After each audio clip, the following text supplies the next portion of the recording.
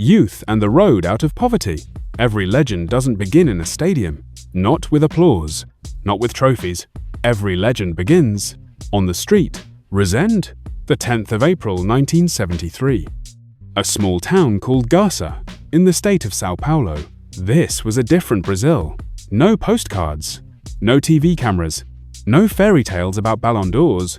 This was a place where dreams weren't handed to you. They were earned, or you didn't survive. Resende?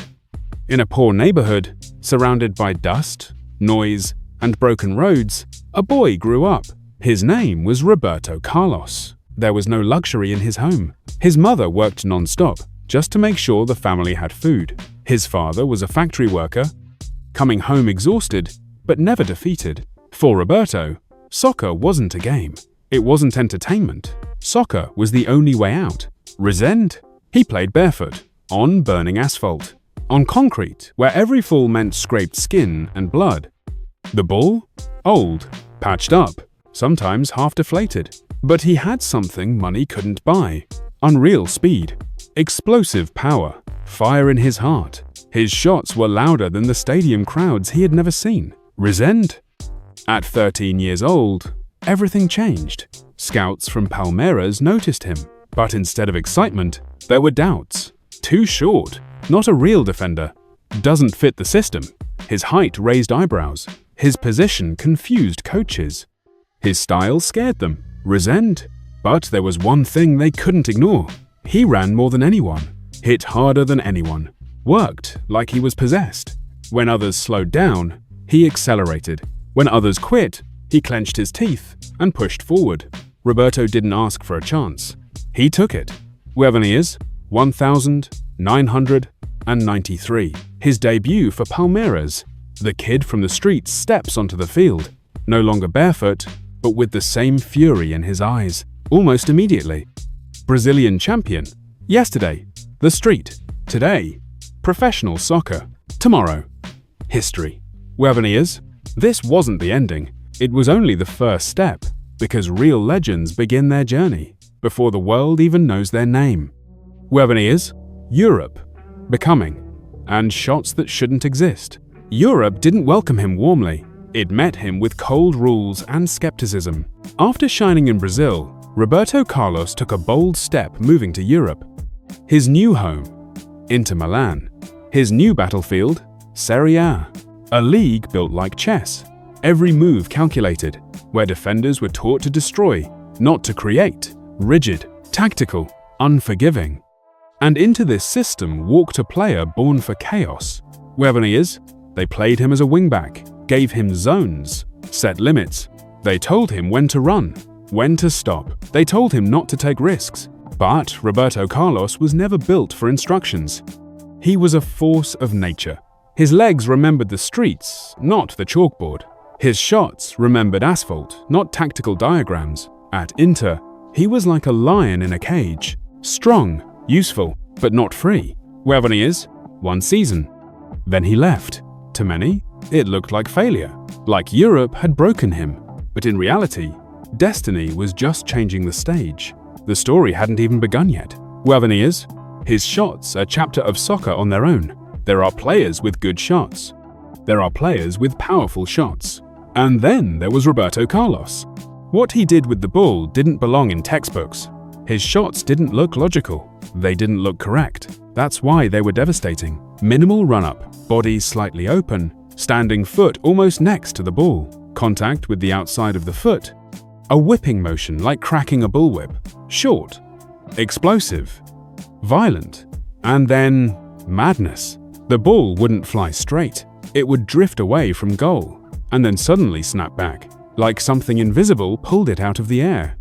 And eat. Physicists tried to explain it. Magnus effect, spin, air pressure, plenty of theories, no perfect answer. Because it wasn't just physics, it was the power in his leg borderline unnatural, explosive muscle. Incredible ankle flexibility, perfect timing, absolute belief. He struck the ball like he knew it would obey. And eat. Defenders couldn't block it. Walls didn't help. Jumping didn't help. The ball bent around them. Goalkeepers were trapped.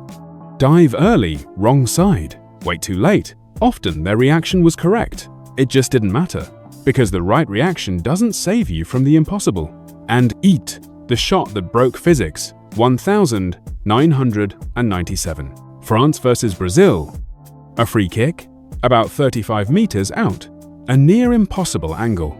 A position you don't shoot from. Soccer logic says, cross the ball, play it safe. Roberto Carlos never followed logic. He steps up, counts his steps. Almost no run-up. He strikes it. The ball rockets past the wall, keeps moving away from goal. So far, it looks like a mistake. The goalkeeper takes a step and freezes because the impossible happens. The ball violently changes direction, not smoothly, not gradually, violently. It slams into the net. Silence. Then an explosion. That wasn't just a goal. That was soccer breaking its own rules. In 12-2, scientists studied it. Engineers modeled it. It's shown in classrooms. And still, the conclusion remains. Nearly impossible to reproduce in real conditions. Because no equation can measure one thing. The human factor. That shot wasn't born in a lab. It was born on the street. On concrete. In poverty. In thousands of attempts and failures. In 12-2, Real Madrid and the Galacticos era. 1996. World soccer shifts. Real Madrid signs Roberto Carlos. And here, he becomes immortal. Real Madrid wasn't just a club. It was pressure, expectation, a stadium that forgives nothing. And Roberto Carlos didn't just survive greatness. He redefined his position. A left-back who scored like a striker, assisted like a playmaker, broke games open from deep, alongside Zidane, Figo, Ronaldo, Beckham, Raul. Not a team of stars, a team of myths. His left flank became a nightmare. Relentless, non-stop, 90 minutes of pressure. 11 seasons, 584 matches, 71 goals. For a defender, almost unreal. In 12-2, Brazil, immortality and legacy. Wearing Brazil's yellow isn't just playing soccer, it's carrying history. And Roberto Carlos carried it like a challenge. In 2002, Brazil reclaimed the world. 5-time champions. Roberto Carlos wasn't the top scorer. He wasn't the captain. He was the foundation. In 12-2, life after soccer. Careers end. Legends don't. After retirement, Roberto Carlos became a coach, a mentor, a symbol of the game.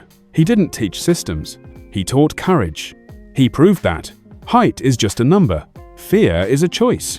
Impossible is temporary. When the ball left his foot, time stopped. Logic disappeared. The world held its breath. In 12-2, Roberto Carlos isn't just a name. He's a sound, a curve that shouldn't exist, an era that can't be repeated, a legend who proved even physics has limits, but dreams don't.